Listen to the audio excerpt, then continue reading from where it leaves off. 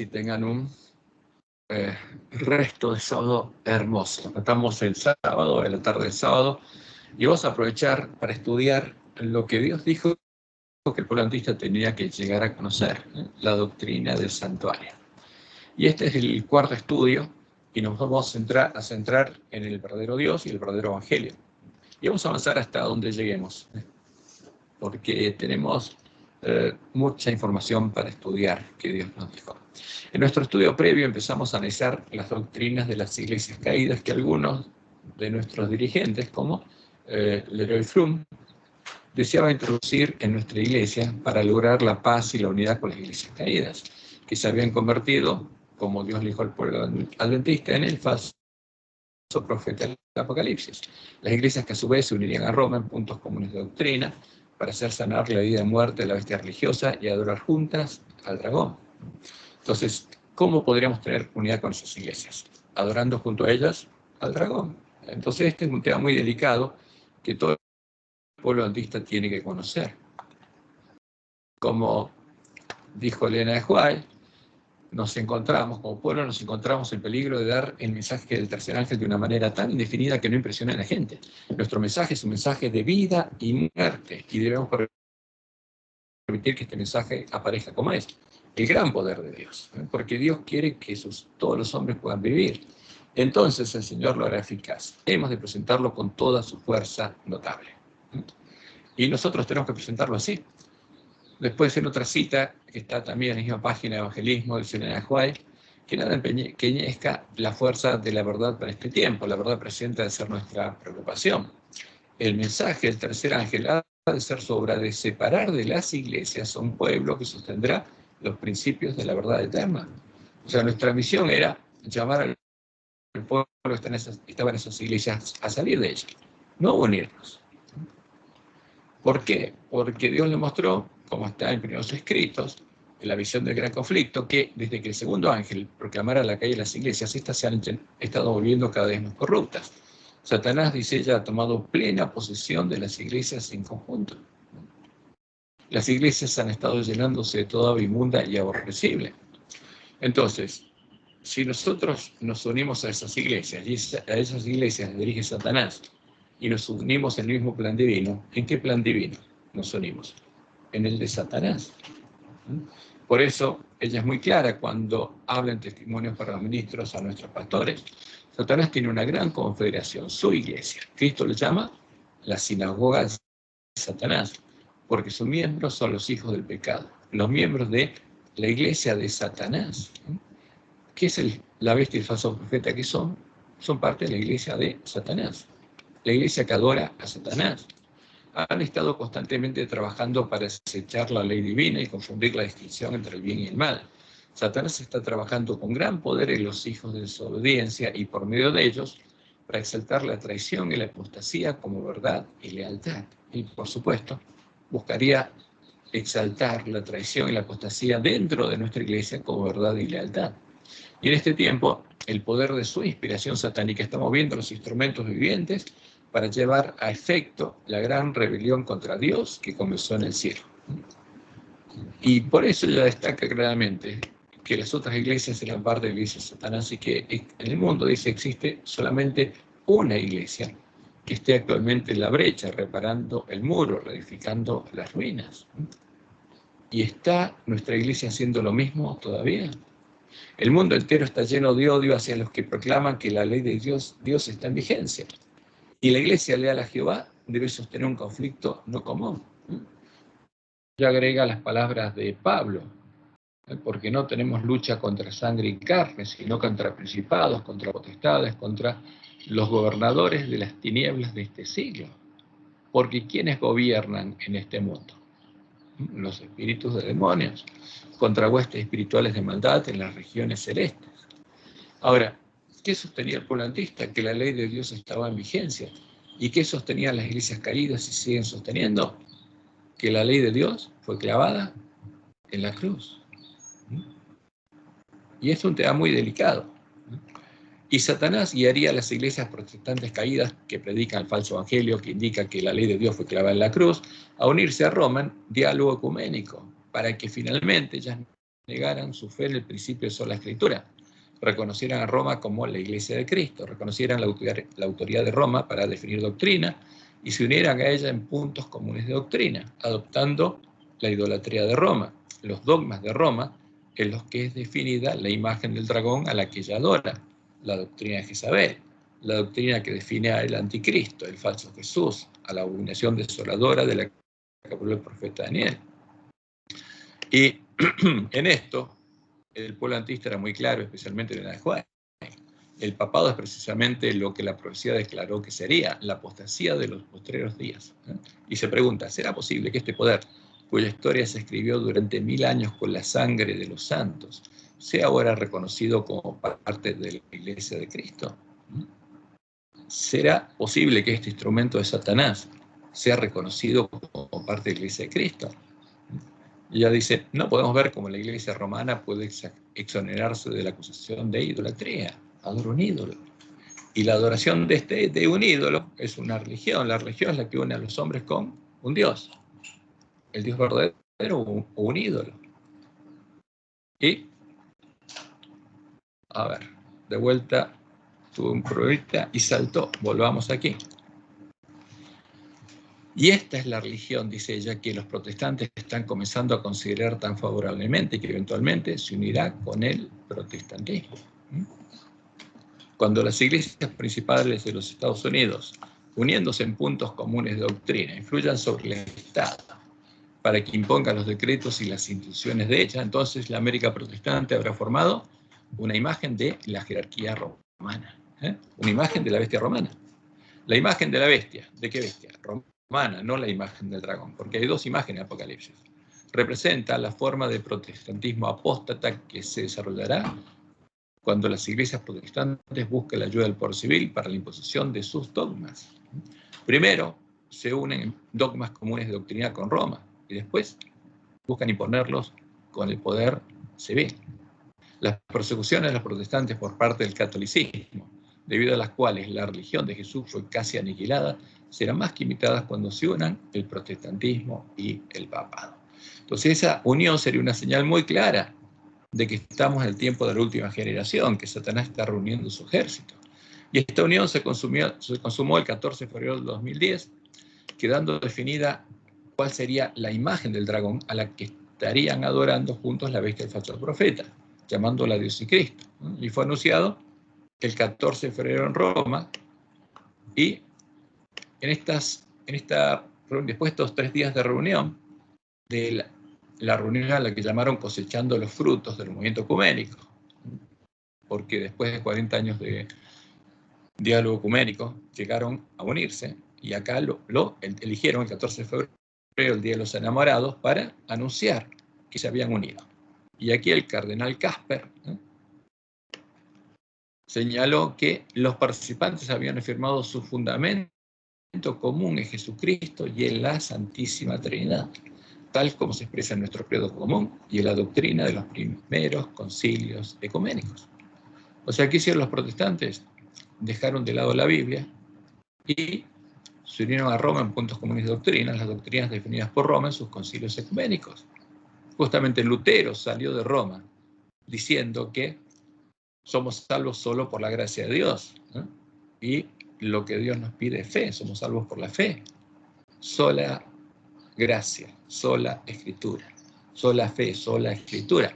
¿Por qué? Porque la verdadera fe viene por el oír, y el oír por la palabra de Dios, no por los concilios de Roma.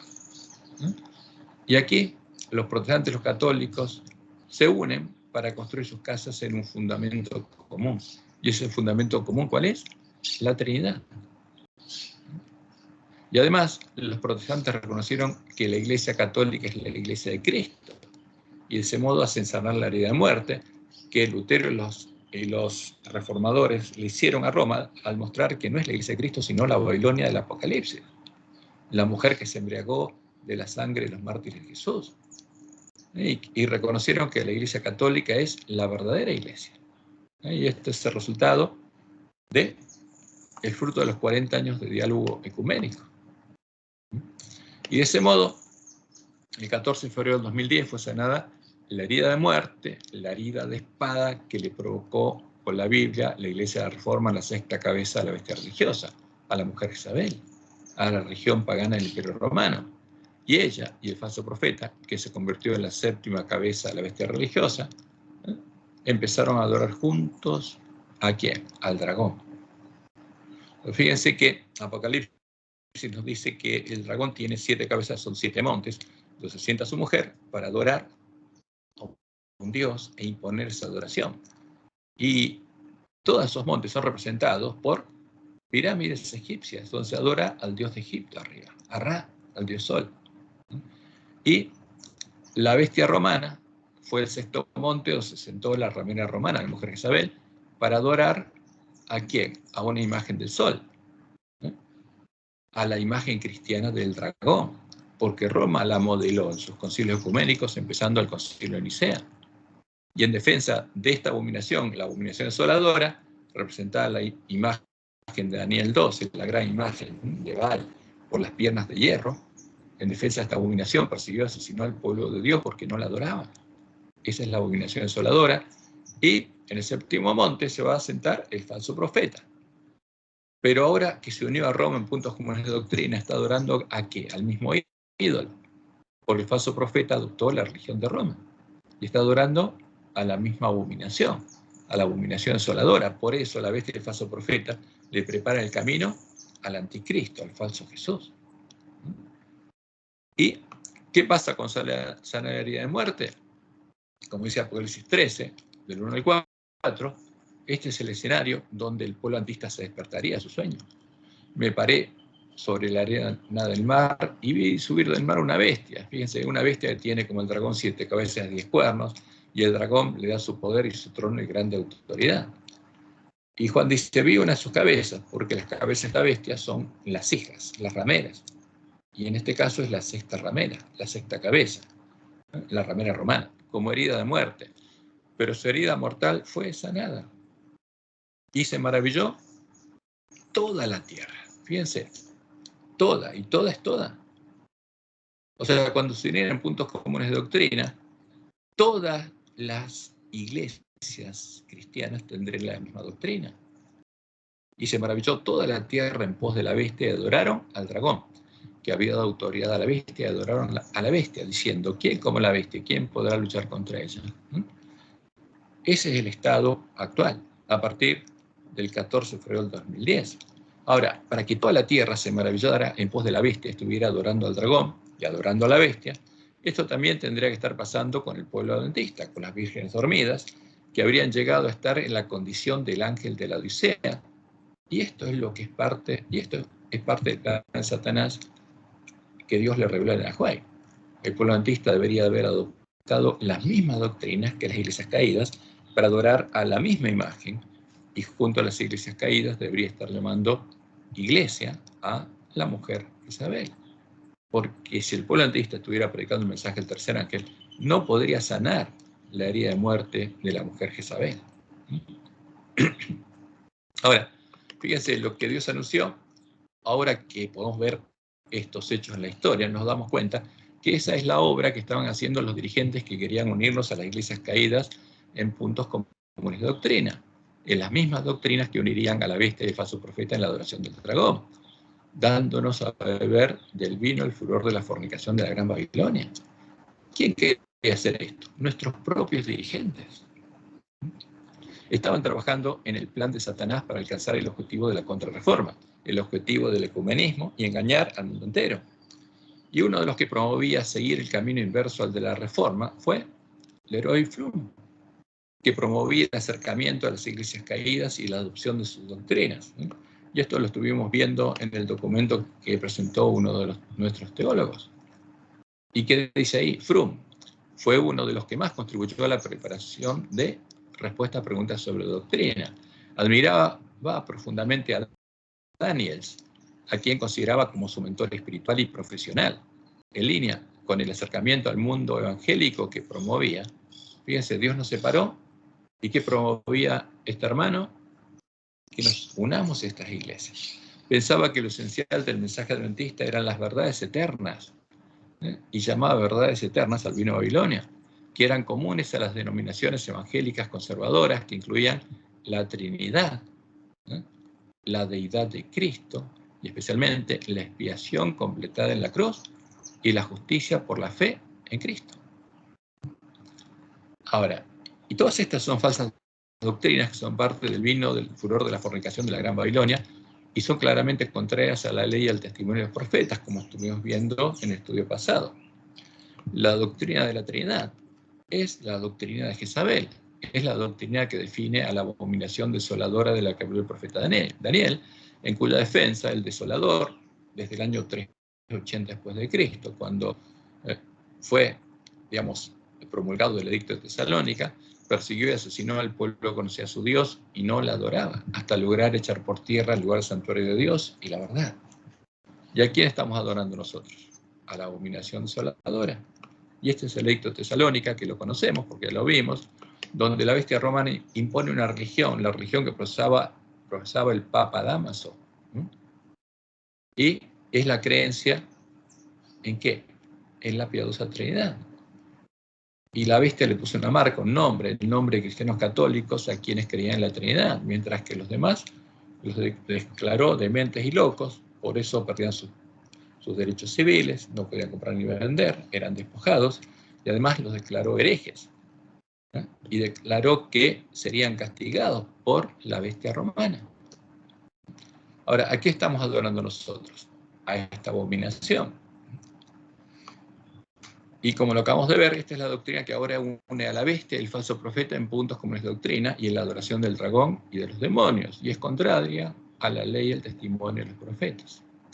La segunda falsa doctrina que quería introducir nuestra iglesia es la deidad de Cristo. ¿Qué quiere decir esto? Jesucristo hombre era Dios. No era hombre, era Dios, acá en la tierra. Eso es lo que quiere decir la deidad de Cristo. Y esta es una de las doctrinas de Roma que definen al anticristo. El Jesús, que era 100% Dios y 100% hombre, esto está después definido en un concilio de la Iglesia Católica, ¿no? Y no vino en nuestra carne. El Jesús definido en los concilios ecuménicos de Roma y adoptado como propio por el falso profeta, al unirse a Roma en puntos comunes de doctrina. Y ya vimos la semana pasada, el estudio pasado, cómo la Biblia muestra que esto es erróneo, porque Jesús era realmente hombre. Y como dice Juan, en 1 Juan, todo espíritu que no confiesa que Jesucristo ha venido en carne no es de Dios, y todo espíritu que confiesa que Jesucristo ha venido en carne es de Dios, que realmente era hombre es de Dios, y todo espíritu que no confiesa que Jesucristo ha venido en carne no es de Dios, y este es el espíritu del anticristo, el cual vosotros habéis oído que viene y que ahora ya está en el mundo. Y en 2 Juan 1:7 dice, porque muchos engañadores han salido por el mundo, que no confiesan que Jesucristo ha venido en carne. Quien hace esto es el engañador y el anticristo. Entonces, nuestros dirigentes estaban negando a Jesús, al verdadero Jesús, para adorar a la abominación desoladora de la que habló el profeta Daniel.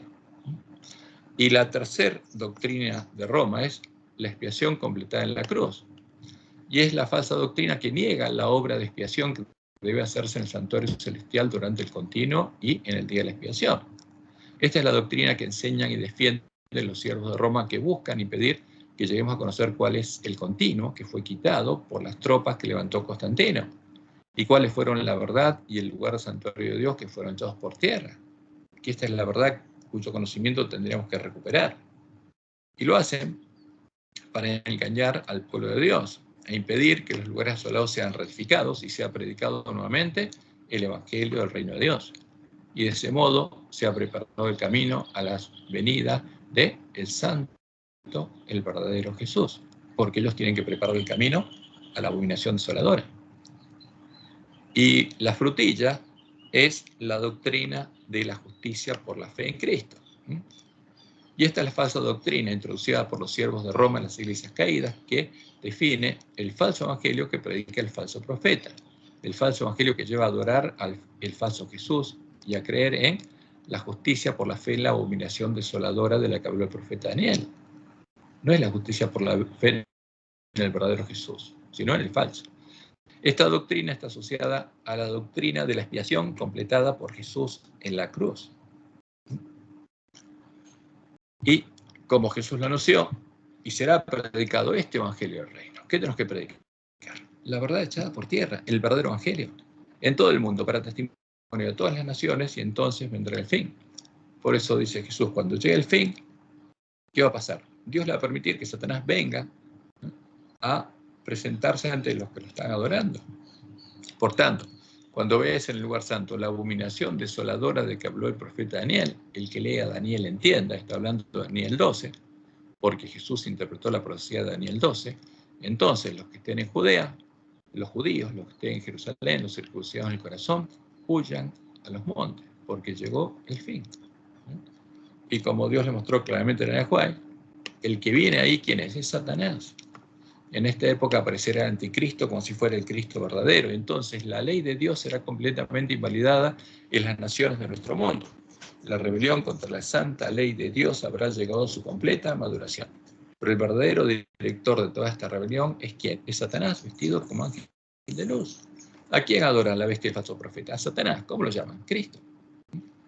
Los hombres serán engañados y lo exaltarán en lugar de Dios y lo deificarán.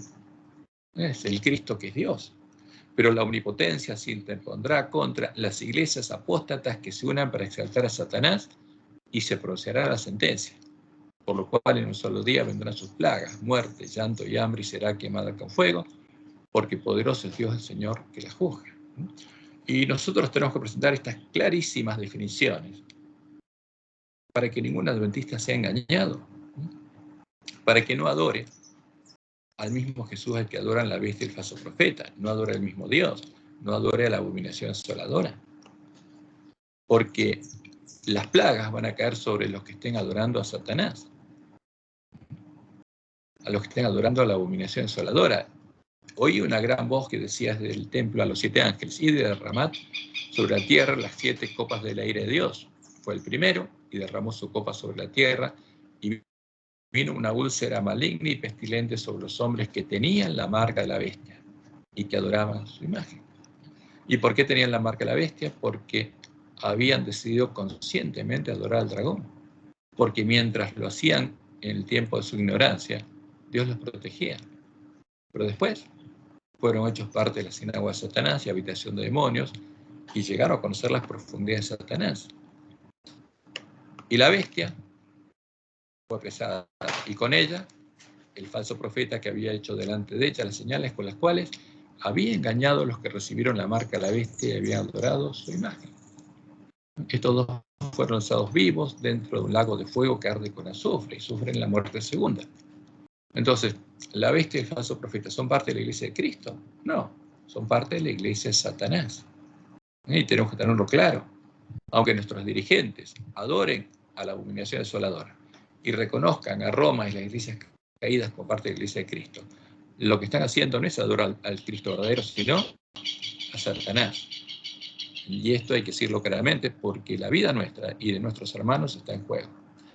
Como lo anuncia el verdadero evangelio, el evangelio eterno, lo que nosotros necesitamos para ser salvos y poder seguir las pisadas de Jesús en el camino angosto que lleva a la vida, es tener la fe que Jesús tenía en su Padre. La fe de Jesucristo hombre, porque un Dios no necesita fe. La fe es la certeza de lo que se espera, la convicción de lo que no se ve. Pero para Dios no hay nada oculto. Todo lo ve. Entonces, para tener fe, Jesús necesitaba ser hombre. Y realmente era hombre.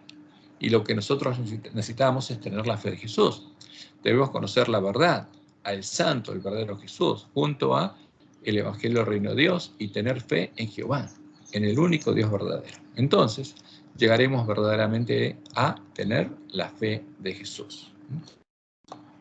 Y en Isaías 61 y 2 leemos lo siguiente: el Espíritu de Jehová el Señor está sobre mí porque me ungió Jehová, me ha enviado. Y el primero que cumplió esta profecía fue Jesús. Y los últimos que la van a cumplir van a ser los siervos de Dios en la última generación. Porque me ungió Jehová, me ha enviado a predicar buenas nuevas a los abatidos, a vendar a los quebrantados de corazón, a publicar libertad a los cautivos. Y nosotros tenemos que publicar libertad a los cautivos. que están en medio de la Gran Babilonia, que están en el atrio. Y a los presos, apertura de la cárcel, porque las puertas de la cárcel se abrieron cuando Jesús murió. A proclamar el año de la buena voluntad de Jehová, que va a terminar cuando se cierre la puerta. Y ahí se abrieron las puertas del templo de Dios. Abridme las puertas de la justicia, entraré por ellas, alabaré a Jehová. Esta es puerta de Jehová, por ella entrarán los justos. Esa es la puerta del templo de Jehová que se abrió en ese momento. Y en ese tiempo también la piedra que se echaron los edificadores, Jesucristo hombre, vino a ser la cabeza, el ángulo del templo de Jehová en el nuevo pacto. Y se abrió la puerta. Y se abrió el camino, ¿no? Y este es el camino que nosotros tenemos que predicar, para que todos los que quieran sean hechos parte del templo de Dios y puedan lavar sus ropas en la sangre del Cordero, ser vestidos de vestiduras blancas y entrar por la puerta abierta a la casa de Dios. Y los primeros en los que Dios llamó a entrar somos nosotros, para que no nos quedemos en el atrio adorando a la bestia y a su imagen, adorando a Satanás, llamándolo Dios y Cristo. Y podemos salir de la cárcel, entrar en el templo de Dios y recorrer el camino angosto que lleva a la vida, si no conocemos cuál es el templo, cuál es la puerta y cuál es el camino. Y la respuesta es no. Antes de poder hacerlo debemos llegar a conocer cuál es la verdad. Y ese es el primer trabajo del pueblo adventista. Como Jesús dijo, y conoceréis la verdad, y la verdad os hará libres. Ahora, en nuestra iglesia, lamentablemente, tenemos que decirlo, se está predicando el mismo falso evangelio que predica el falso profeta. Y vamos a analizarlo esto. El falso evangelio es un edificio doctrinal que se basa sobre 4 pilares, sobre las 4 falsas doctrinas que Fromm y sus socios introdujeron en nuestra iglesia. La primera es el fundamento de ese edificio, que es la doctrina de la Trinidad. Y esta es la doctrina que modela y define el ídolo creado con cosas sacrificadas a los ídolos y puesto en lugar de Jehová en el tiempo de la apostasía, al que Dios llama la abominación desoladora, la falsa roca que son dioses, la arena. Cuando Jesús dice que nos construyamos nuestra casa sobre arena, sino sobre la roca, está hablando de la Trinidad. Este es el disfraz cristiano del dragón y los demonios. Y la definición de sus imágenes, fíjense, porque hay 3 personas que son Dios en esta abominación. Y la definición de sus imágenes se completa definiéndoles los roles que definen el falso evangelio, ¿no? Y son parte del vino de Babilonia. Y empieza con la definición del Dios Padre. ¿Y qué enseña? El Dios Padre es el que definió la ley y es el juez que juzga y castiga a los pecadores para que sea satisfecha su justicia, y su eterna ley determina que la muerte es la paga indeclinable de los pecadores. Esa es su amante justicia, ¿no? Paga con la muerte. Y este es el concepto que está en la Iglesia Católica, en las Iglesias Caídas, y aparece en nuestras lecciones. Y aparece, por supuesto, en el libro de la Trinidad, que define a la abominación desoladora dentro de la Iglesia Adventista. Y es definido como una persona que no tiene amor ni misericordia en su corazón. Y es la imagen perfecta del carácter de Satanás, la imagen de Baal Moloch, una persona de la que todos los hombres querrían esconderse detrás de intercesores. Y al ser el castigo con la muerte parte de su eterna ley y de su justicia, se lo convierte en el creador de la muerte y en el verdugo de los pecadores, exculpando a Satanás. Y como lo hace Roma, en el libro La Trinidad, de Casa Editora Sudamericana, que explica la creencia fundamental número 2, es definido como un ser que no podía manifestar misericordia a los pecadores antes que fuera satisfecha su justicia con la muerte de Cristo, ¿no? Y esa es la definición que se enseña en nuestra iglesia.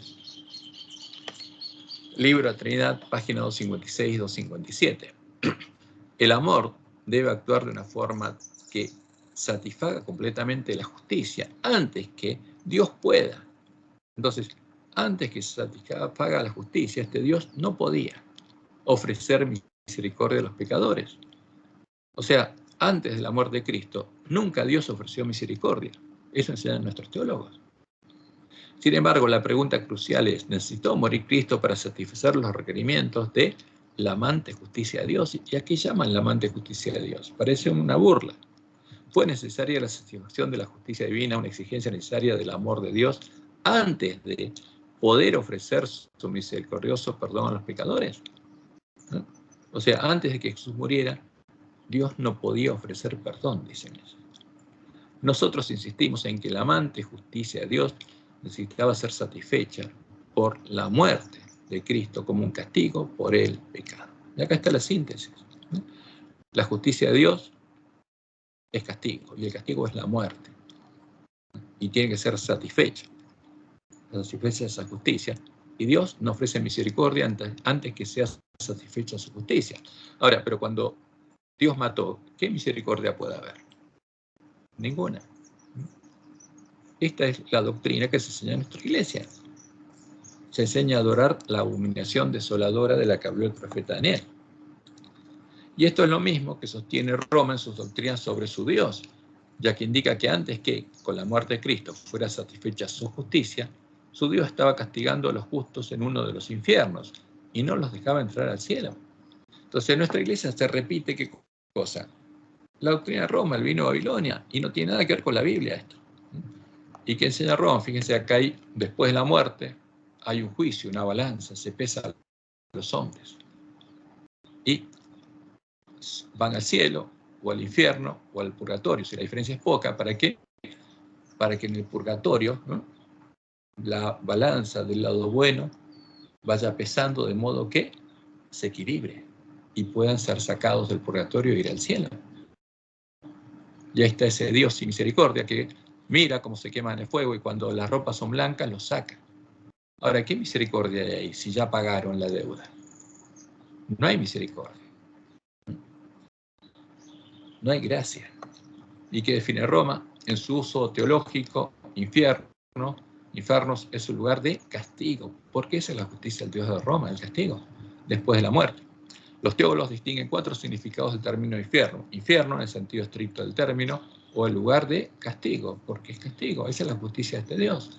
Para los condenados, sean estos demonios o hombres.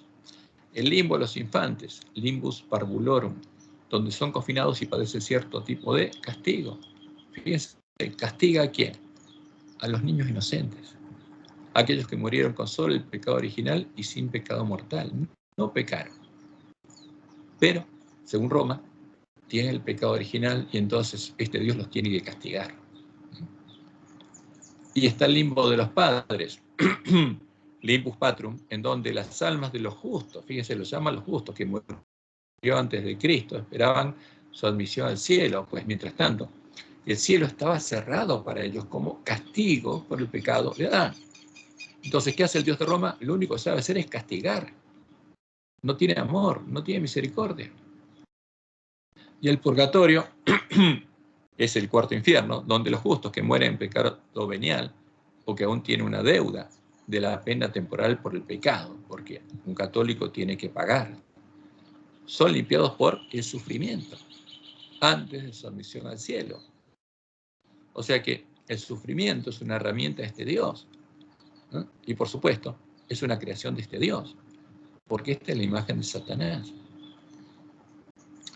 Como lo indican los teólogos de Roma y repiten nuestros teólogos, que adoran al mismo Dios, hasta que no satisfizo su justicia y castigó a Jesús por nuestros pecados y por el pecado de Adán, tratándolo como Él trata a los pecadores, matándolo, este Dios sin amor ni misericordia estaba castigando por el pecado de Adán a los justos que murieron antes de Cristo y no los dejaba entrar al cielo. Recién cuando se satisfizo su justicia y Jesús recibió el castigo, la justicia de este Dios, entonces pudo mostrar su misericordia. Ahora, ¿qué misericordia ofrece este Dios Padre al pecador? Ninguna, porque al ser satisfecha su justicia, ya no existe deuda alguna con su ley. Es una tomada de pelo lo que se le hace al que cree en estas abominaciones. Este Dios usa también sus crisoles, y en especial el purgatorio, para que los pecadores paguen sus deudas y sean limpiados por el sufrimiento. Fíjense, hace poco en nuestra iglesia se introdujo una lección donde se hablaba de los crisoles, y se hablaba de este Dios. Porque este Dios, que es el creador del pecado, de la muerte, del sufrimiento, del llanto, del dolor y del infierno, es la imagen del padre maldad, de Satanás. Estas son las cosas que Jehová, el único Dios verdadero, no usa, porque no es vencido lo malo. Porque, como dice Pablo, el que hace el mal es vencido lo malo. Pero Dios no hace el mal y las va a destruir junto a todo lo creado por Satanás. Y, por supuesto, el que cree en el Dios Padre de la Trinidad le va a tener miedo, temor, porque tiene temor de su castigo. Y vive con temor porque no conoce a Jehová. E incluso tiene miedo al juicio. No conoce al único Dios verdadero y no conoce cuál es su amor, su ley y su justicia. Pero sí la conocían los miembros de la iglesia primitiva, como lo dice Juan en 1 Juan 4, 17 al 19. En esto se ha perfeccionado el amor en nosotros para que tengamos confianza en el día del juicio. Pues como Él es, así somos nosotros en este mundo. En el amor no hay temor. Los cristianos no tenían ningún miedo de Dios ni del juicio de Dios, porque sabían que Dios es amor. Sino que el perfecto amor echa fuera el temor, porque el temor lleva en sí castigo. ¿El temor es a qué? Al castigo. De donde el que teme no ha sido perfeccionado en el amor, porque no conoce a Dios. Nosotros le amamos a Él porque Él nos amó primero. Y esa es la imagen del Dios Padre de Roma que fue introducida en nuestra iglesia. ¿Para qué? Porque es el fundamento ahora para definir al Dios Hijo bueno. El Dios Hijo es definido como el Dios que es el agente creador del Dios Padre, el Verbo, concepto de Platón, ¿no? Cosas sacrificadas a los ídolos, y es el que sostiene el universo con su poder, supuestamente, y que también supuestamente es nuestro Redentor. Es el que supuestamente sufrió el castigo del Dios Padre por nosotros para que fuera satisfecha su justicia y nos redime de sufrir el castigo del Dios Padre, la pena de muerte, para darnos vida eterna. Porque lo que presenta Roma y lo que presentan nuestros teólogos es la redención de ¿quién? Del castigo del Dios Padre. De ese Dios Padre malo que castiga, no tiene misericordia. Y hay un Dios Hijo que es bueno. El Dios Hijo es la imagen buena de Satanás y fue creada para traernos y llevarnos a adorarlo a Él, a la abominación desoladora de la que habló el profeta Daniel. Y si uno hace el ejercicio cuando va a nuestra iglesia de escuchar los himnos que cantamos, la mayoría están dirigidos ¿a quién? Al Dios Hijo de la Trinidad y no a Jehová. Porque el pueblo antista en este tiempo no conoce a su Dios, al que lo llamó. Y el Dios Espíritu Santo es el que supuestamente mora en la iglesia cristiana, como el representante del Dios Padre y el Dios Hijo, y reparte dones espirituales. Y en la profecía es identificado como un río, el gran río Éufrates que alimenta a la gran Babilonia, símbolo de los espíritus de demonios que convierten a la mujer Isabel y a sus hijas, el falso profeta, en habitación de demonios y en parte de la sinagoga de Satanás. Porque el Dios Espíritu Santo de la Trinidad no es el verdadero Espíritu de Dios. Es el que habita en la sinagoga de Satanás. Esa es la primera doctrina que se introdujo en nuestra iglesia. Y bueno, ahora la abrimos para ver lo que se introdujo en nuestra iglesia, para mostrar la diferencia entre la verdad y la mentira, como Dios dijo que iba a suceder cuando los que temieran a Jehová hablarán a sus compañeros. Pero vamos a la segunda doctrina que Fromm buscaba introducir en nuestra iglesia junto con sus socios. Junto a la doctrina de la naturaleza caída del hombre, que supuestamente transmite el pecado de Adán, es esta, la deidad de Cristo, es la doctrina definida para alejar de nosotros el verdadero Mesías, haciéndonos creer que en su naturaleza, al ser 100% Dios y 100% hombre, era muy superior a nosotros y a los ángeles. Y para que creamos que, por tener la naturaleza de Adán antes del pecado, o sea, la carne de Adán antes del pecado, y no nuestra carne contaminada con el pecado de Adán, porque nuestra iglesia se enseña esta doctrina de Roma también, el llegar a ser como Él está tan alejado de nosotros como el cielo de la tierra. Y para que creamos que, mientras estemos en esta tierra, solo podemos llegar a tener fe en Cristo y mirarlo de lejos y tener fe en Él. Y esto es exactamente lo contrario al anuncio del verdadero evangelio, como se dieron cuenta Wagner y John, porque este es el centro del mensaje de 1888, o sea, creer en el verdadero Jesús y niega que, como un verdadero hombre, Jesús venció al pecado en nuestra carne por la fe en su Dios y Padre. Del mismo modo en el que vencieron todos los miembros de la iglesia primitiva que creían en el verdadero evangelio y tenían la fe de Jesús. Por eso vencieron. Porque Jesús abrió el camino, nos mostró el camino, y todos los que tenían la fe de Jesús llegaban a vencer como Jesús. Y el autor de Hebreos es claro. Pero vemos a aquel que fue hecho un poco menor que los ángeles. Ahora, ¿qué pasa con el Jesús que es 100% Dios? No es su naturaleza inferior a los ángeles. Es muy superior.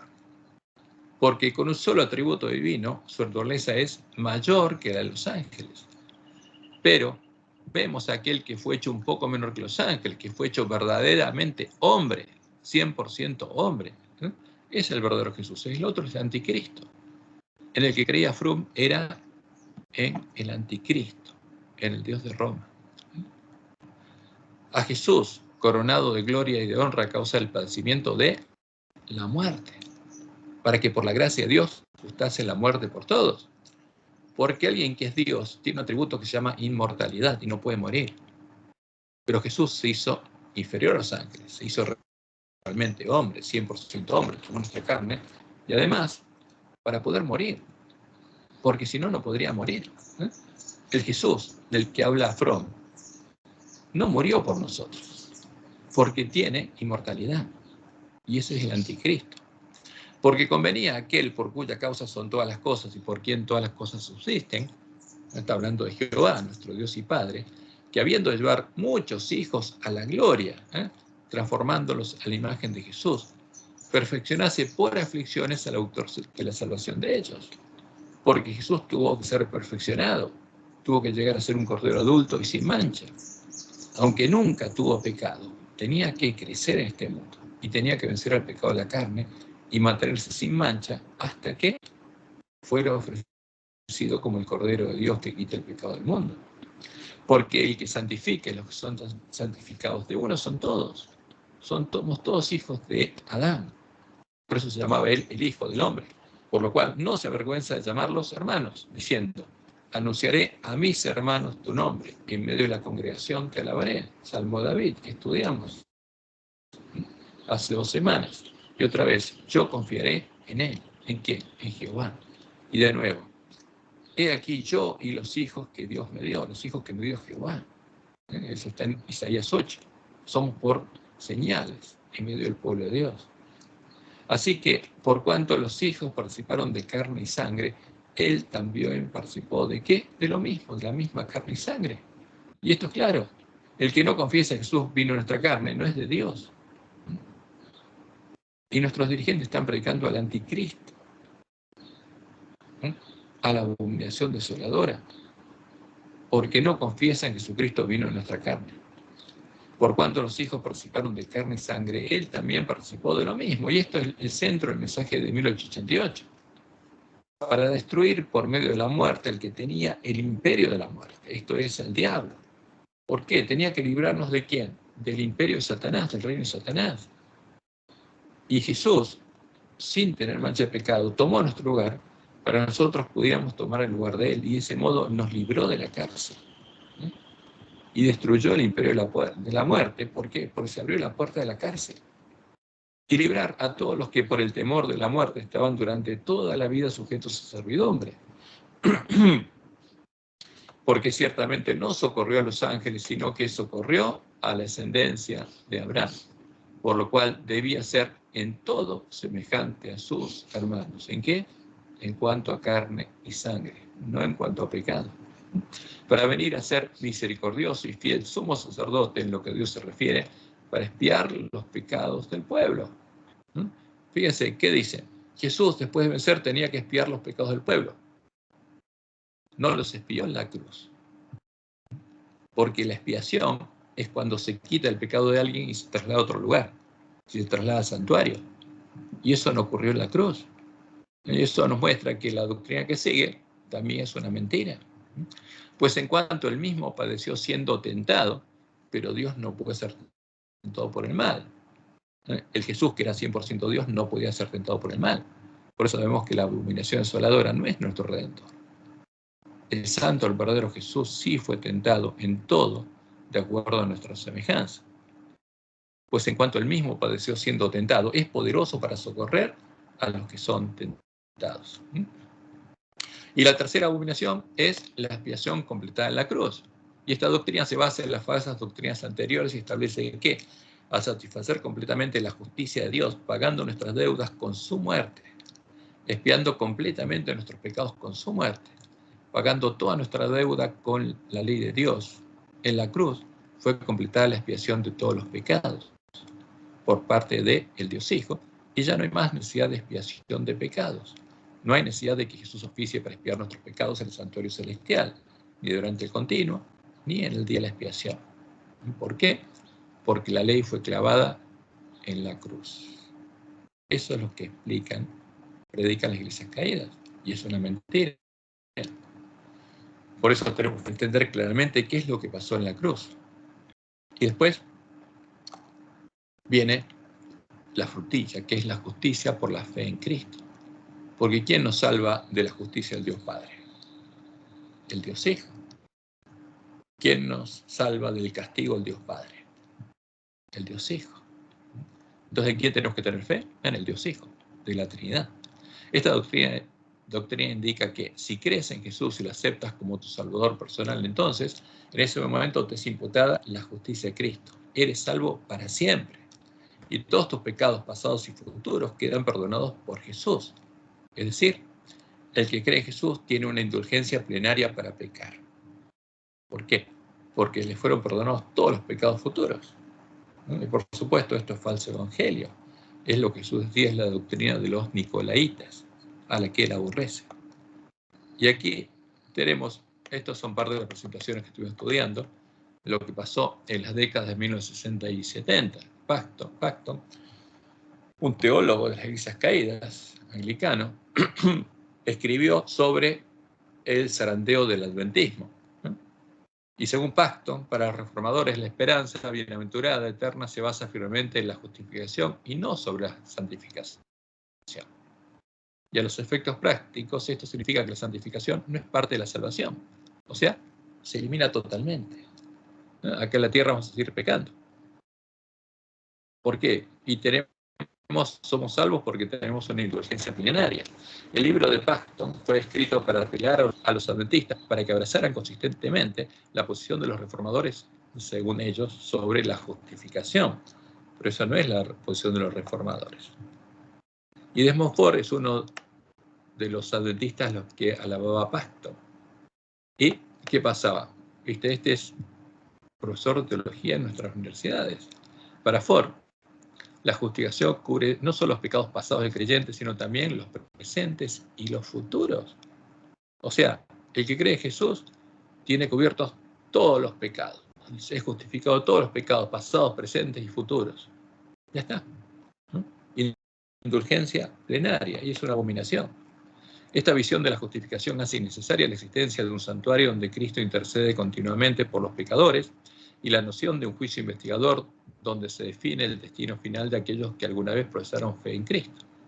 El juicio se da en realidad en la cruz y en la vida misma de la persona en función de su reacción a la cruz, pues la justificación es el veredicto final de Dios para todos los que habitan en Cristo. Entonces, ¿qué tienen que ir los hombres? Ir a la cruz, quedarse frente a la cruz y ya está. Colgarse una cruz en el pecho y son salvos. Y es mentira, esto es una abominación. Y fue un teólogo adventista que inspiró a los teólogos adventistas modernos. Ahora, este falso evangelio tiene una adaptación también para los adventistas que creen en el mismo Cristo, el de la Trinidad y en la obra de Cristo del santuario celestial, durante el continuo y el día de la expiación, que puede expresarse de este modo. ¿Por qué? Porque hay varias variaciones en nuestra iglesia para captar a todos bajo el mismo paraguas. ¿Qué dice este falso evangelio?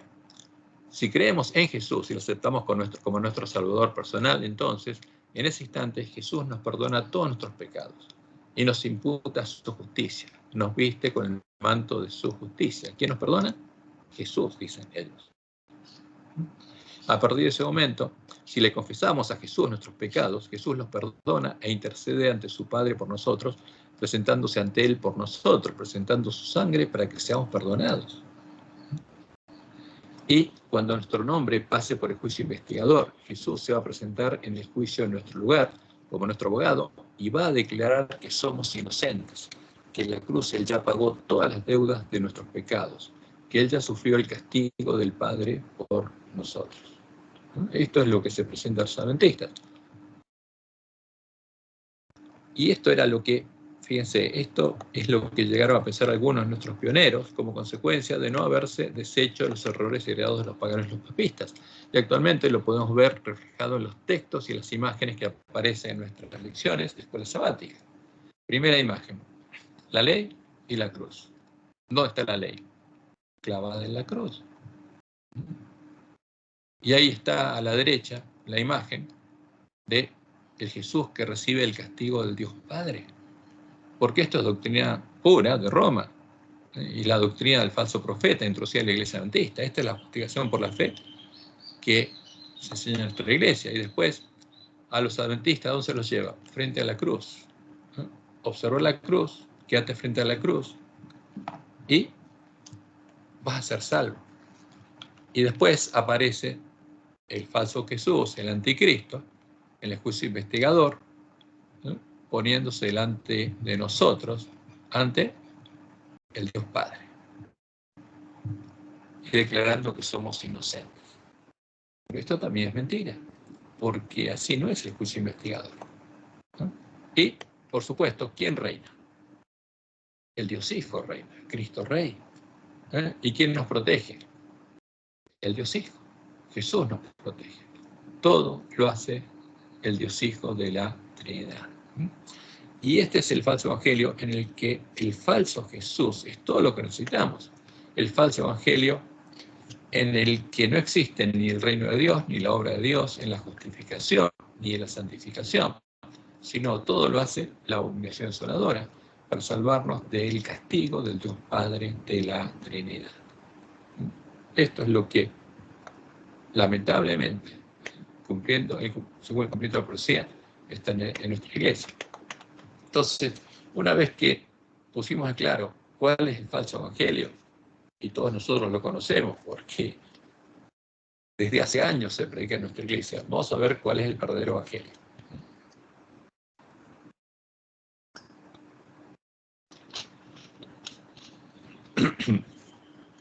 Estudiar y comprender la profecía del santuario es lo que nos llevaría a comprender el verdadero evangelio. El evangelio que vivía y predicaba Jesús, el evangelio del reino de Dios, y a encontrar y a conocer al santo, al verdadero Jesús. Esto es lo que Dios le mostró a Anahuay en la segunda visión del santuario. Dijo el ángel: ¿ha fallado la palabra de Dios? ¿Ha faltado Dios en cumplir su promesa? No, ha cumplido cuanto prometió.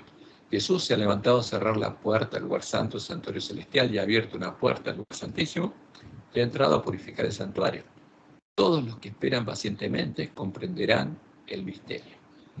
Todos los adventistas que la última generación estén esperando a Jesús van a comprender la doctrina del santuario. Jesús dijo a los ángeles que todos cuantos lo hallaran, porque no solamente comprenderíamos la doctrina del santuario para comprender el verdadero evangelio, sino que buscaríamos y encontraríamos al santo, el verdadero Jesús.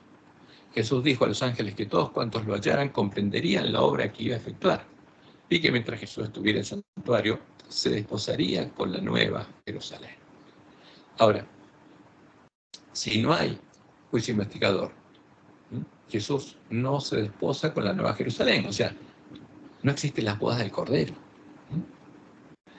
Y en Marcos 1, 14 y 15 leemos: después que Juan fue encarcelado, Jesús vino a Galilea predicando el evangelio del reino de Dios, diciendo: el tiempo se ha cumplido y el reino de Dios se ha acercado. ¿El reino de quién? De Dios, de Jehová, de su Dios y Padre. Arrepentíos y creed en el evangelio. Ese es el verdadero evangelio, el evangelio del reino de Dios. En el verdadero evangelio, el santo, el verdadero Jesús, no hace lo que enseña el falso evangelio. Jesús no nos lleva a sí mismo y se interpone entre nosotros y un padre sin amor y sin misericordia, para que la ira y el castigo de su Padre, su justicia, no caiga sobre nosotros, como lo hace el falso Jesús, el Jesús de la Gran Babilonia. Porque ahí, ¿y qué presenta? La imagen de Zeus, que cuando se enojaba echaban rayos, y ahí le echa un rayo a Apolo, porque esta es la imagen de Satanás, el ángel del egoísmo, para que nosotros nos abracemos a Apolo, a la abominación desoladora. El santo, el verdadero Jesús, hace todo lo contrario. ¿Qué hace? Nos lleva a su Dios y Padre, porque sabe que su Dios y Padre nos ama y es el único que nos puede curar de la enfermedad del pecado. Su Padre es el labrador que nos va a perfeccionar como lo perfeccionó a Él en primer lugar, como lo perfeccionó a el primogénito entre muchos hermanos. Por eso Jesús dice, yo soy la puerta. El que por mí entrare será salvo. ¿Y qué puerta? Yo soy la puerta de Jehová. Por mí se entra a la presencia de Jehová. Jesús es la puerta de Jehová, la puerta abierta al lugar de su santuario, a su reino, la puerta que estaba cerrada y se abriría cuando Dios nos redimiera de la esclavitud del pecado, la esclavitud en el reino del pecado y la muerte, representado por el atrio del santuario, y nos redimiría con la sangre de su cordero, porque Él moriría donde estaban los esclavos del pecado, para que los esclavos del pecado pudiéramos entrar a la casa de Dios. Porque Adán y Eva tuvieron que ser sacados del Edén y quedaron en el atrio, como todos los esclavos del pecado, y la puerta estaba cerrada, la fuente no estaba disponible, y el altar era simplemente una promesa, donde Dios sacrificó 2 corderitos y los vistió a Adán y Eva con las pieles de 2 corderitos, mostrándoles cuál es la promesa de lo que sucedería cuando viniera el Mesías. Y entonces los hijos de Dios podrían volver a entrar a su casa, serían redimidos de la esclavitud del pecado. Ahora, ¿quién justificó a Adán y Eva? ¿Quién fue la justicia de Adán y Eva? Fue Jehová. Fíjense que esto es importantísimo. ¿Quién los perdonó? Fue Jehová, su Dios y Padre, nuestro verdadero Dios y Padre. No la abominación desoladora, no el Dios Padre de la abominación desoladora, sino Jehová, nuestro verdadero Dios y Padre. Él fue el que los perdonó, cargó sus pecados y se hizo responsable de pagar la deuda de sus pecados, como lo haría con todos los pecados perdonados a su pueblo. ¿Por qué? Porque es un Dios misericordioso.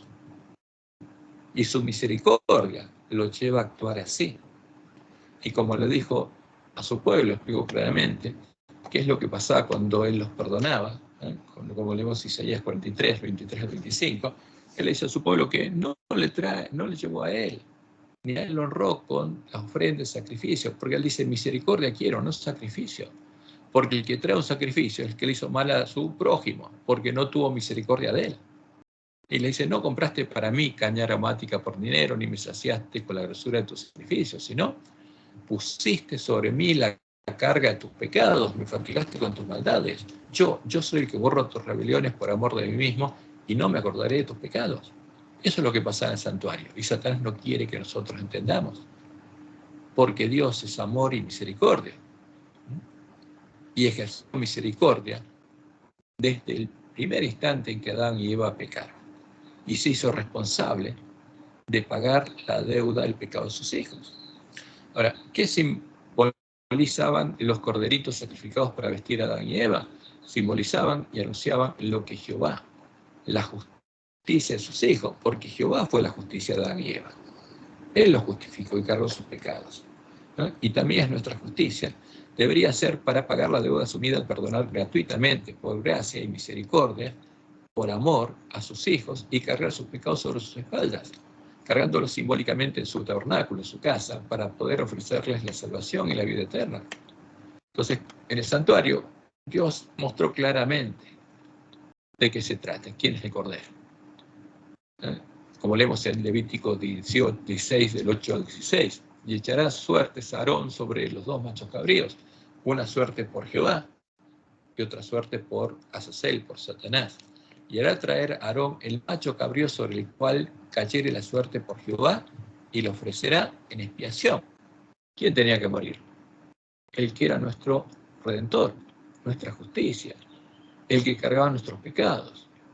Jehová se haría hombre, cordero, y moriría para pagar la deuda asumida. porque sólo así se podría purificar el santuario, a causa de las impurezas de los hijos de Israel, de sus rebeliones y de todos sus pecados. De la misma manera hará también al tabernáculo de reunión, el cual reside entre ellos en medio de sus impurezas, porque por amor Dios se hace cargo del pecado de sus hijos.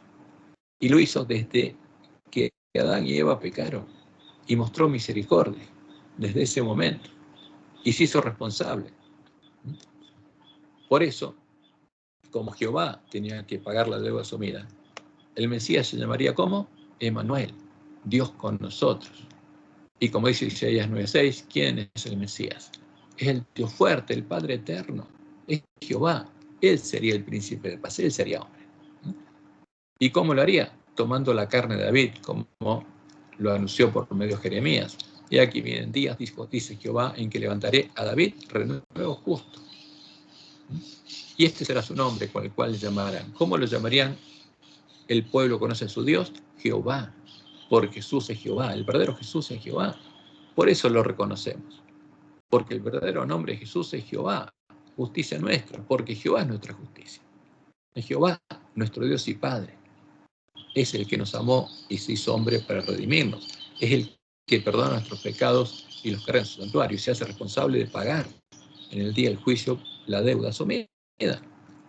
Entonces, por eso Juan le preparó el camino ¿a quién? A Jehová, a nuestro Dios, como dice Isaías 43. ¿Y había alguna otra persona que pudiera salvarnos? No, ninguna. No había otra forma de redimirnos. Esa era la única forma. Como Dios lo anunció por medio de Isaías, Él se haría hombre. Así dice Jehová, Rey de Israel y su Redentor. Jehová es nuestro Redentor, Jehová de los ejércitos. Yo soy el primero y yo soy posterior. Y fuera de mí no hay Dios, no había otra persona fuera de Dios. Y terminé diciendo, no hay Dios sino yo, una persona singular. No hay fuerte, no conozco ninguno. ¿Y quién sería el Mesías? El Dios fuerte, el Padre eterno, Jehová, nuestro Dios y Padre, es el que se hizo hombre. Por eso en Isaías 45, 23 al 25 nos dice, mirad a mí y sed salvos todos los términos de la tierra, porque yo soy Dios y no hay más. ¿Hay otro Dios? No, no hay otra persona que sea Dios. Lo otro es el vino de Babilonia. Por mí mismo hice juramento, de mi boca salió palabra en justicia y no será revocada, que a mí se doblará toda rodilla y jurará toda lengua, y se dirá de mí, ciertamente en Jehová está la justicia y la fuerza. A él vendrán, y todos los que contra él se enardecen serán avergonzados. En Jehová será justificada y se gloriará toda la descendencia de Israel. Por eso, Jehová estaba anunciando que él nos salvaría y que él nos haría oír sus palabras cuando clamáramos a él por ayuda, para que fuéramos sus testigos, los siervos fieles y prudentes que les dieran el verdadero alimento a tiempo a sus hermanos. No como nuestros hermanos que se llaman los testigos de Jehová, que predican falsas doctrinas y no conocen a Dios, sino acá está hablando de los verdaderos testigos, del pueblo que conoce a su Dios. Vosotros sois mis testigos, dice Jehová, y mi siervo que yo escogí, para que me conozcáis. Fíjense, primero, me conozcáis y creáis y entendáis que yo mismo soy, que yo soy el Mesías. Antes de mí no fue formado Dios, ni lo será después de mí. Yo Jehová, y fuera de mí no hay quien salve. Yo anuncié y yo salvé. ¿Y quién nos hace oír? Jehová. E hice oír, y no hubo entre vosotros dioses ajenos. Vosotros pues sois mis testigos, dice Jehová, que yo soy Dios, una persona singular. Por eso Isaías 47:4 nos dice, nuestro Redentor, Jehová de los ejércitos es su nombre, el Santo de Israel. El Santo, el verdadero, es Jehová. Y en Isaías 54:5 leemos, porque tu marido es tu hacedor, Jehová de los ejércitos es su nombre, y tu Redentor, el Santo de Israel, Dios de toda la tierra será llamado. Esa es la verdad. La abominación desoladora es un ídolo. Jehová, nuestro Dios y Padre, el Dios fuerte, el Padre eterno, el único Dios verdadero, el Santo, el verdadero, tendría que hacerse hombre, oveja, como sus hijos, para llegar a ser nuestro hermano en la carne y poder vencer al pecado en la carne, hasta llegar a ser un cordero adulto y sin mancha, y ofrecer voluntariamente su vida en expiación por nuestros pecados, para pagar la deuda asumida por su Dios y Padre. Porque el cordero era un hombre, y por la fe tenía que seguir el camino que Dios había anunciado en las Escrituras. ¿Y para qué lo haría? Para pagar la deuda asumida por su Dios y Padre, porque Él está cargando los pecados. Y si el Cordero de Dios no moría, Dios no podría manifestar su justicia. Y el Cordero de Dios tenía que morir para pagar la deuda asumida por su Dios y Padre al perdonar nuestros pecados, para que Dios pudiera manifestar su justicia y ser declarado justo en el día en el que Él sería juzgado. Y el santuario debería ser purificado de nuestros pecados. Como dice Isaías 5:16. Pero Jehová de los ejércitos será exaltado en juicio, el Dios santo será santificado con justicia. Porque el que nos amó es Jehová. Y eso es lo que quiere ocultar Satanás, bajo la imagen del Dios Padre de la Trinidad, que es la imagen de Baal Moloch, es la imagen misma de Satanás. Y como dice Isaías 53, todos nosotros nos descarriamos como ovejas, cada cual se apartó por su camino, mas Jehová cargó en él el pecado de todos nosotros. ¿Quién llevó a su cordero? Este es el Cordero de Dios. ¿No? ¿Jesús se ofreció como un sacrificio a Jehová? No. Jesús era el Cordero de Dios. Y Jehová, como nuestro Dios y Padre, cargó en su Cordero el pecado de todos nosotros. Cuando haya puesto su vida en expiación por el pecado, verá el linaje, vivirá por largos días, y la voluntad de Jehová será en su mano prosperada. Verá el fruto de la aflicción de su alma y quedará satisfecho. O sea, la profecía era clara. El Mesías tendría que morir y Dios lo volvería a resucitar, porque habría vencido al pecado en la carne. Por su conocimiento justificará a mi siervo justo a muchos y llevará las iniquidades de ellos. Por tanto, yo le daré parte con los grandes y con los fuertes repartirá despojos, por cuanto derramó su vida hasta la muerte y fue contado con los pecadores, habiendo él llevado el pecado de muchos y orado por los transgresores. Y como leemos en Romanos 3, 24 al 26, siendo justificados gratuitamente por su gracia. ¿Quién nos justifica? Dios, en forma gratuita, mediante la redención que es en Cristo Jesús, a quien Dios puso como propiciación por medio de la fe de su sangre para manifestar su justicia, porque Cristo es la justicia de Dios, a causa de haber pasado por alto en su paciencia los pecados pasados, con la mira de manifestar en este tiempo su justicia, a fin de que Él sea el justo y el que justifica al que es de la fe de Jesús. O sea, la muerte de Jesús hace a Dios justo al que nos justifica. Eso es lo que pasó en la cruz, porque ahí Dios manifestó su justicia, porque Dios mismo se hizo hombre, venció el pecado en la carne y murió tomando nuestro lugar para que nosotros podamos vivir.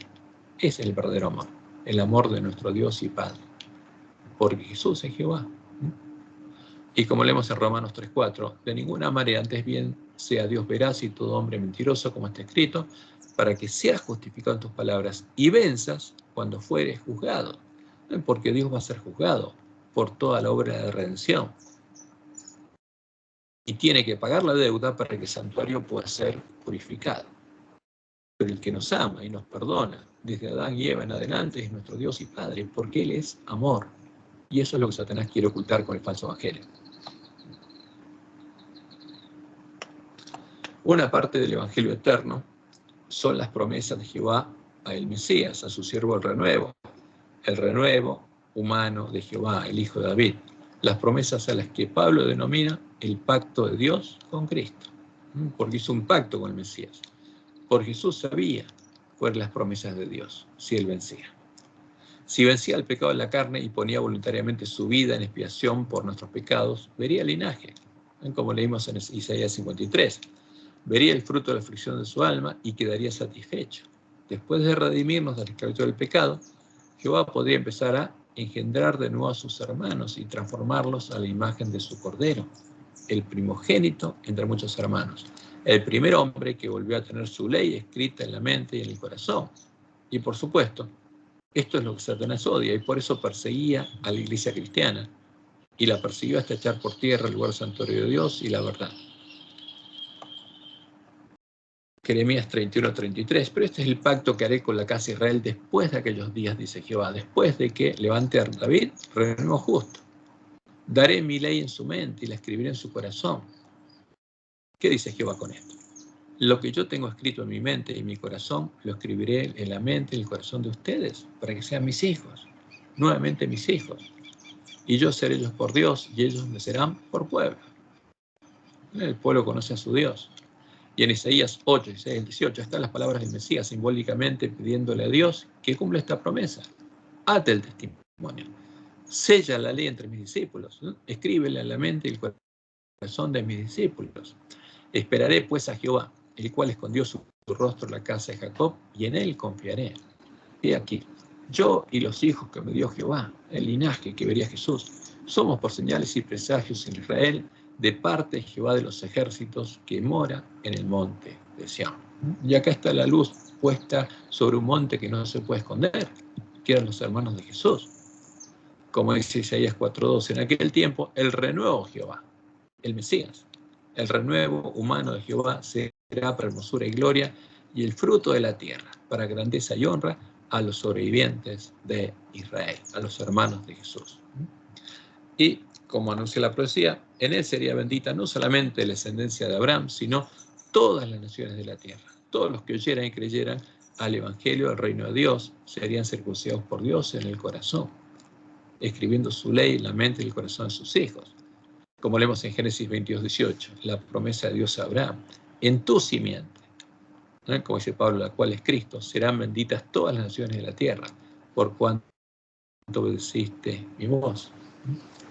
Y en Gálatas 3:18 leemos las palabras de Pablo. Ahora bien, a Abraham fueron hechas las promesas y a su simiente.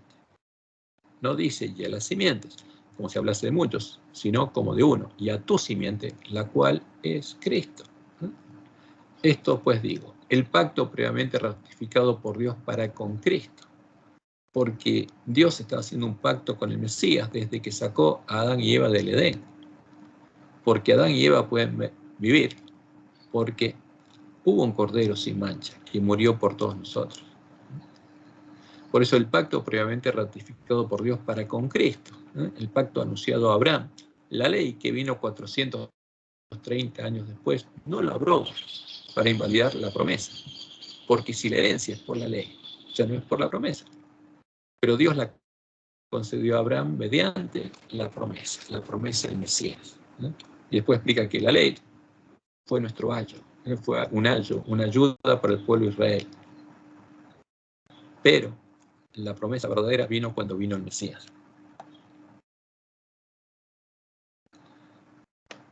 Y en consecuencia, como es para todas las naciones, dice Pablo en Romanos 1:16, porque no me avergüenzo del Evangelio, porque es poder de Dios para salvación a todo aquel que cree.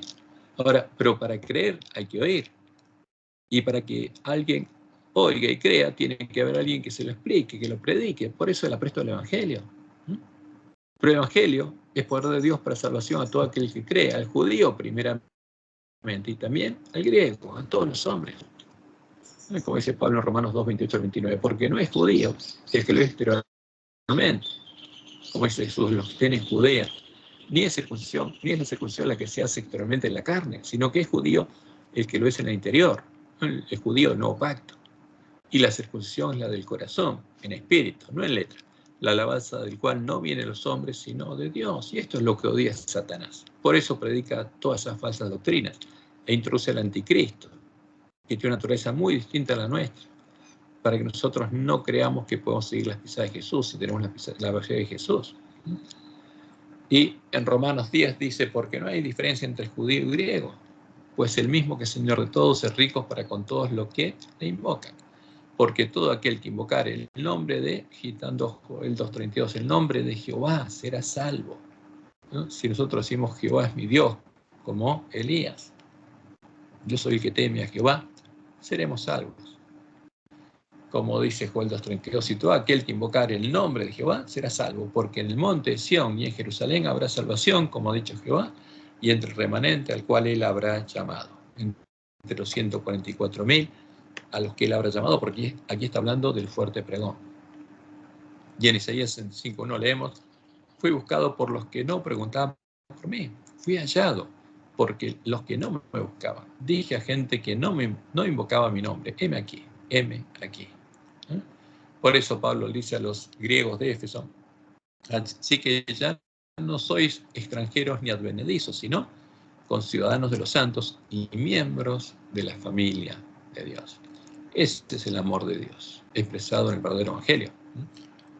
Y, como dice la profecía, el Mesías sería nuestro sacerdote para siempre, según el orden de Melquisedec, y él con su padre llevaría adelante el consejo de paz, el continuo, en el nuevo lugar de su santuario, en el templo del nuevo pacto, el templo edificado con piedras vivas, con todos los que oyeran, creyeran y obedecieran al evangelio del reino de Dios. Y por supuesto, esto es lo que quiere negar el falso profeta con el falso evangelio, por supuesto guiado por Satanás.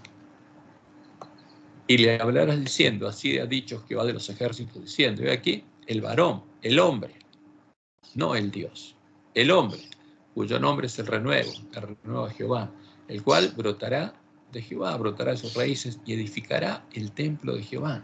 Él edificará el templo de Jehová, y él, y Jehová, llevará gloria y sentará y dominará en su trono, porque en el nuevo templo Jehová pone su trono, y habrá sacerdote a su lado, y consejo de paz habrá entre ambos, como Dios le mostró a David, Salmo 110.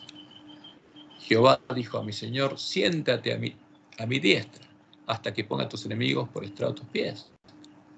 Y termina diciendo, juró Jehová y no se arrepentirá, tú eres sacerdote para siempre, según el orden de Melquisedec. ¿Qué oficiaría? El continuo como sacerdote.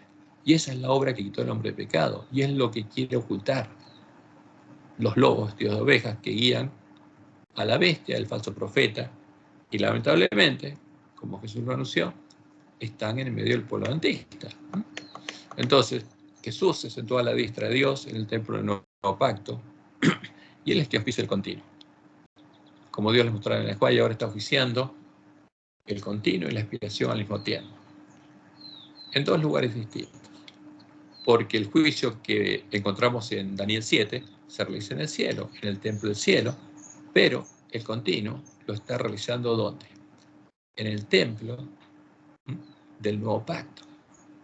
Como dice el autor de Hebreos en Hebreos 3, 5 y 6. Y Moisés, a la verdad, fue fiel en toda la casa de Dios, como siervo, para testimonio de lo que se iba a hacer. Porque ese templo era simbólico, era figura y sombra de qué, de las cosas celestiales. Pero Cristo, ¿dónde oficia? Como hijos sobre su casa, la cual casa somos nosotros, dice el autor de Hebreos. Porque ellos sí eran templo del Espíritu Santo. Ellos sí eran parte del reino de Dios. En ellos sí moraba Dios, había puesto su trono y Jesús se sentaba a su lado. Si retenemos firme hasta el fin la confianza y el gloriarnos en la esperanza, en la verdad del verdadero evangelio. Y el próximo punto lo titulamos lo que Satanás desea ocultar. Y se hizo largo nuestro estudio, entonces vamos a ver este próximo punto y lo demás lo dejaremos para el futuro. Entonces, ¿Satanás quiere ocultar la verdad? Por supuesto que sí. Hizo guerra contra el pueblo de Dios hasta lograr echar por tierra el lugar santuario de Dios y la verdad. Y quiere que nosotros no recuperemos el conocimiento de la verdad. ¿Y por qué lo hace? Porque conocer el verdadero evangelio revela los engaños creados por el príncipe de este mundo. Revela los engaños del falso evangelio que predica el falso profeta. El falso evangelio que nuestros teólogos, algunos de ellos lobos vestidos de ovejas, como Jesús lo anunció, han introducido en nuestra iglesia.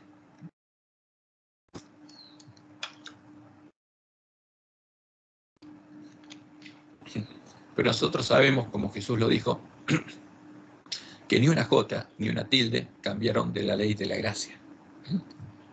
Porque Él no vino a cambiar la ley de los profetas, vino a cumplir, vino a ser el Cordero de Dios y después a ser el antitipo de los sacerdotes y la obra durante el continuo y la expiación. Pero siguiendo el camino establecido, la ley de la gracia, porque ni una jota ni un tilde cambió la ley.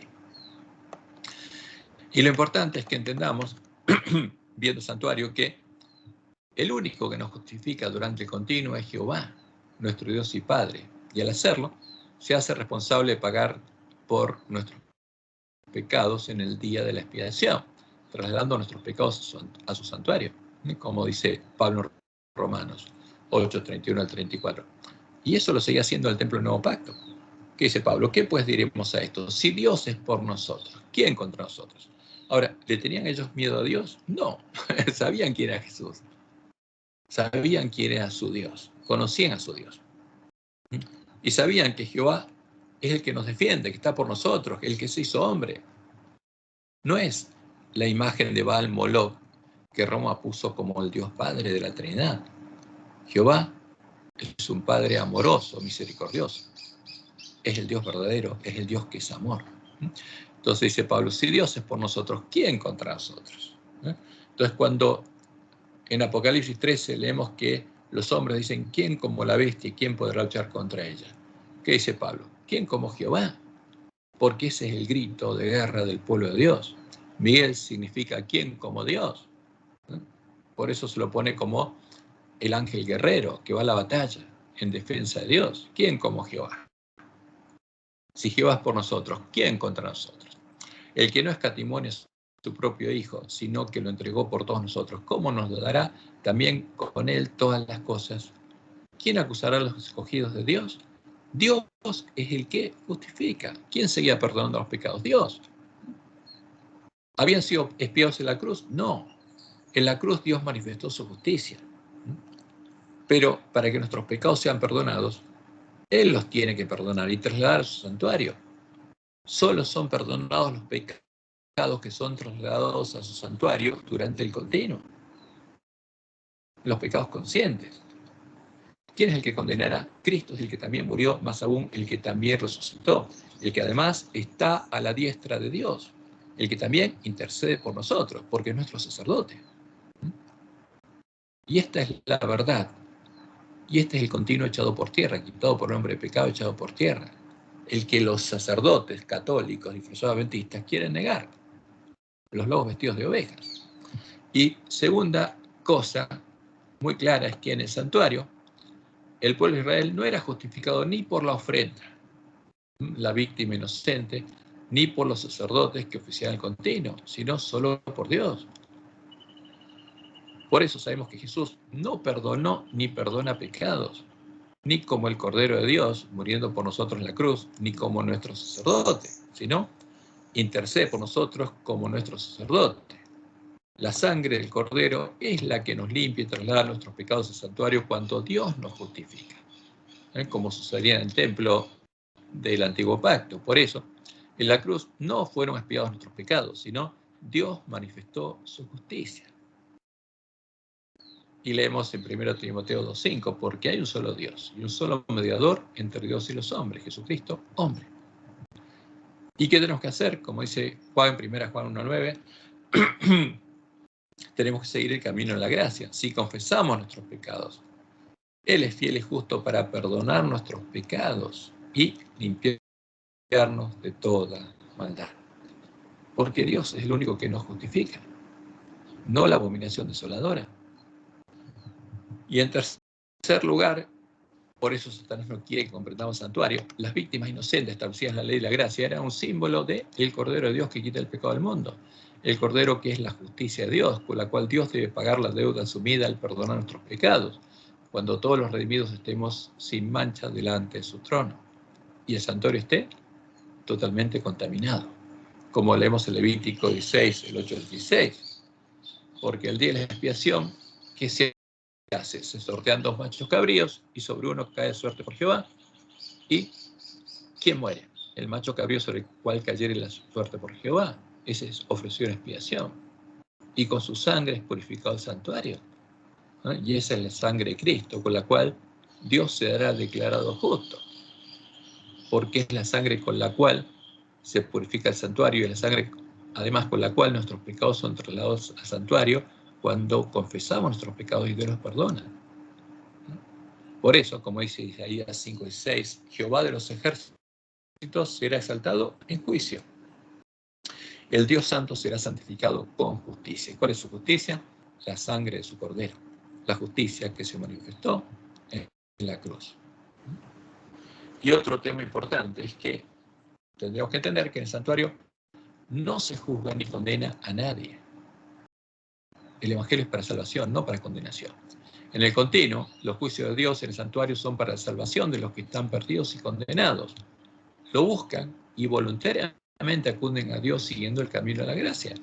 para obtener el perdón de sus pecados, la salvación y la vida eterna. Promesas a las que en el nuevo pacto se agrega la promesa de la santificación. Pero es voluntario. Dios nunca juzga a nadie, porque todos estamos perdidos. El juicio de Dios, el santuario, es para salvación, como dice Pablo en Romanos 8, 28 al 30. Y sabemos que a los que aman a Dios, todas las cosas les ayudan a bien. Esto es a los que conforme a su propósito son llamados. Pues a los que antes conoció también los predestinó para que fuesen hechos conforme a la imagen de su Hijo. Esa es la promesa de la santificación, para que Él sea el primogénito entre muchos hermanos. Y a los que predestinó, a estos también llamó. Y a los que llamó a estos también, Dios justificó. Y a los que justificó a estos también Dios, ¿qué dice Pablo? Glorificó. Esa es la obra de Dios, el nuevo pacto. Eso es lo que Satanás quiere ocultar. Y decir que lo hace la abominación desoladora, ¿no? Pero llega hasta la justificación, porque como vimos que los teólogos de Roma y las iglesias caídas y nuestros teólogos dicen que la santificación no es parte de la salvación, ¿no? Los panes y levadura no son la proposición de Dios, porque niegan el Evangelio.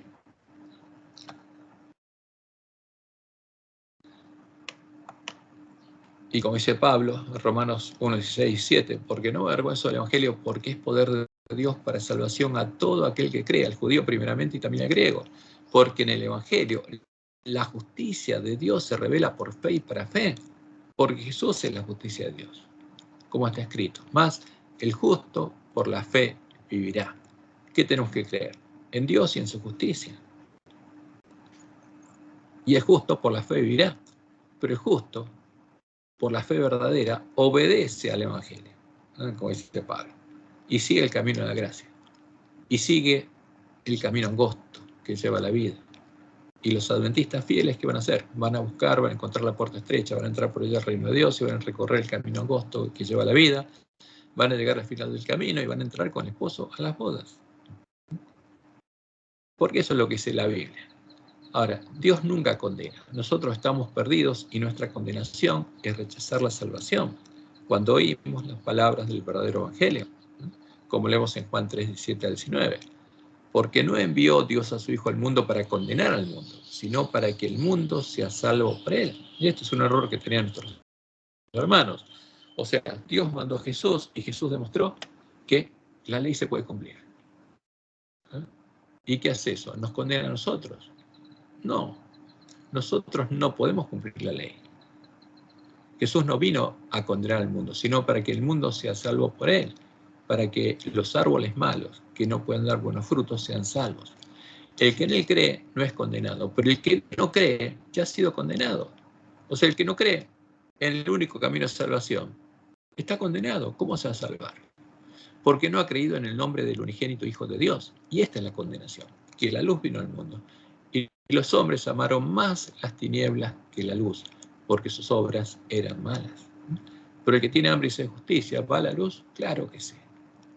Por eso tenemos que predicar el verdadero evangelio. Y el verdadero evangelio pone evidencia quién realmente ama a la luz, quién tiene hambre y sed de justicia, quién quiere que Dios cumpla sus promesas en él.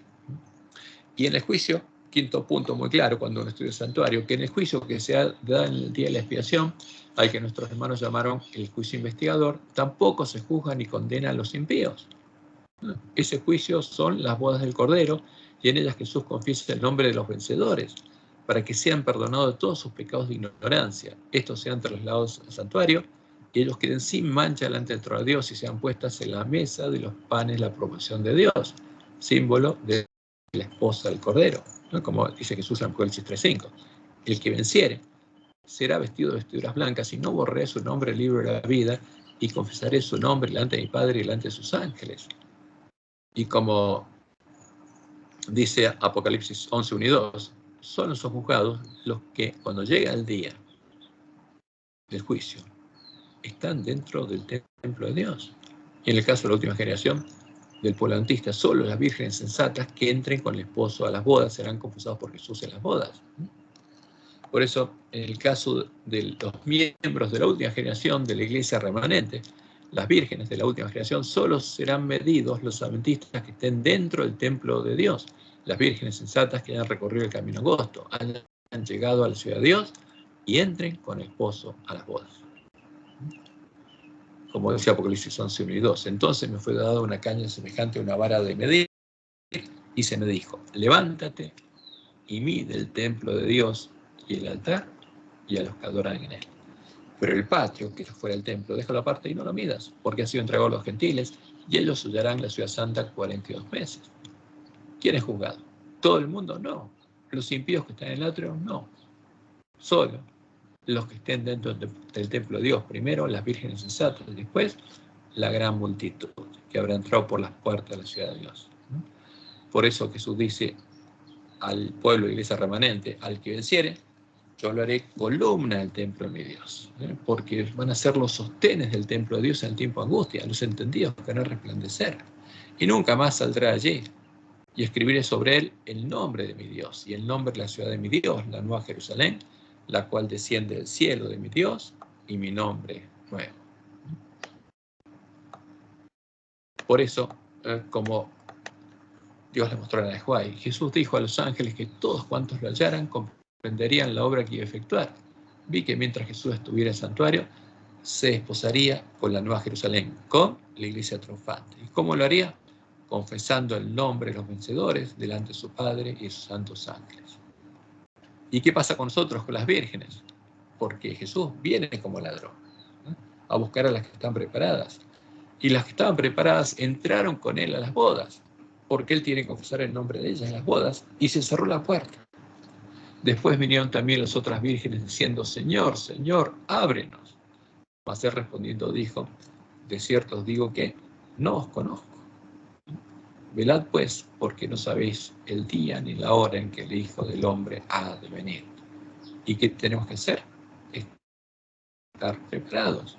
A partir del clamor de medianoche tenemos que arreglar nuestras lámparas y recorrer el camino angosto que Dios le mostró en el Nehuay. Y como ella lo dice claramente, los nombres de los que firmemente esperan y anhelan vigilantes la aparición de su Señor y velan por ella, más ferviente y anhelosamente que los que esperan la mañana, se contarán entre los sellados. Los que tienen hambre y sed de justicia. Los que, por disponer de toda la luz de la verdad que brilla sobre sus almas, fíjense, esto es una promesa de Dios. En la última generación dispondríamos de toda la luz de la verdad. Los que, por disponer de toda la luz de la verdad que brilla sobre sus almas, debieran obrar de acuerdo con la fe que profesan, pero son hechizados por el pecado. Albergan ídolos en su corazón, corrompen sus almas delante de Dios y mancillan a los que se unen con ellos en el pecado. Sus nombres serán borrados del libro de la vida, como dice Jesús. No los va a confesar de las bodas. Y serán dejados en la oscuridad de la medianoche, sin aceite en sus vasijas, juntamente con sus lámparas. Las vírgenes insensatas, sus nombres serán borrados. Sus nombres no pasan por el juicio investigador. El destino de ellas lo deciden ellas. Nuestro destino lo decidimos nosotros. No se decide en el juicio investigador. En el juicio investigador Jesús solo confiesa el nombre de los vencedores, de los que por fe creyeron al Evangelio y obedecieron al Evangelio.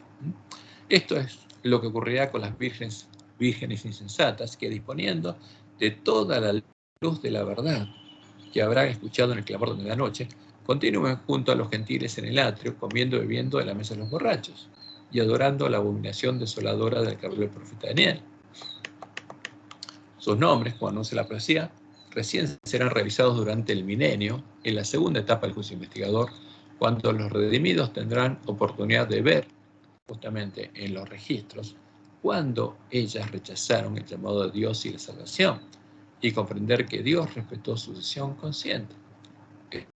El que los amó no pudo salvarlas. ¿Por qué? Porque ellas rechazaron su llamado. Por eso Jesús es claro, Juan 12, 47 y 48. Al que oye mis palabras y no las guarda, yo no les juzgo, porque no he venido a juzgar al mundo, sino a salvar al mundo. O sea, cuando alguien oye las palabras de Jesús y no las guarda, ¿Jesús lo condena? No. Jesús vino a salvar. Ahora, si alguien oye las palabras y no las guarda, Él no lo juzga. El que me rechace y no recibe mis palabras tiene que le juzgue. La palabra que he hablado, ella le juzgará en el día postrero. ¿Por qué? porque los que se pierden son los que rechazan las palabras del Evangelio. Y en el día posterior está hablando del milenio, cuando nosotros vamos a ver cuando nuestros hermanos o nosotros mismos, si no nos salvamos, rechazamos la salvación. Como dice Apocalipsis 24. Y vi tronos y se sentaron sobre ellos los que recibieron la facultad de juzgar. Y vi las almas de los decapitados por causa del testimonio de Jesús y por la palabra de Dios, los que no habían adorado a la bestia en su imagen. Ahora, si nosotros, los adventistas, adoramos la imagen de la bestia, ¿podemos ser parte de los que reciben facultad de juzgar? No. Pero las vírgenes sensatas van a ser limpiadas sus pecados de ignorancia.